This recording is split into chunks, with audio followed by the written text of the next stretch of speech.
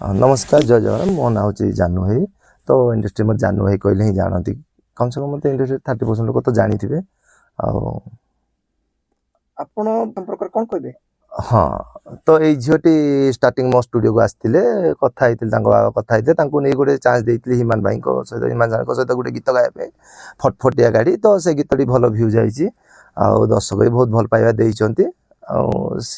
एबे बर्तमान गुड़ाए studio offer भी आसला गीत गाया से काली भी जाकि को स्टूडियो भी गाई से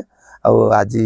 आमर नरेंद्रपुर रे गोटे विद्यारूपा स्टूडियो गोटे अच्छी जोटा कि लिली मैडम कर मोर भाग्यर कथा कहल पूर्ति। तो जेहेतु गंजाम रे एत बड़ स्टूडियो खोलिबा माने मो पे गोटे स्वप्न थिला तो सेटा साकार कर लिली मैडम से बहुत खुशी लगुच। आज गोटे दुखर कथा जेहेतु मु काली मते फोन करते तो कहले जसना कहले गोटे सारा गोटे गीतटे सौम्यश्री भौणी कभी करतु तो मुझे बहुत दुखित जेहेतु कष्ट भी लगुच पिलाटी कहला मुझे ठीक अच्छे तुझे इच्छा कर गोटे गीत गोटे लिखा तो आम जी जगन्नाथ भाई अच्छे से गीतटी लिखिले गीतटी मुझे प्रोड्यूस कर बहुत दुख भरा गीतटी मत कष्ट लगा स्टूडियो बस लिली मैडम भी काम थी मुझे काम थी जसना भी बहुत दुखरे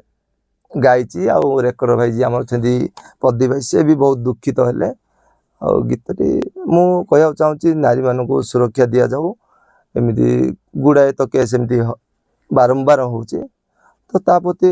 सरकार टिके ध्यान देवे तो भल हाँ।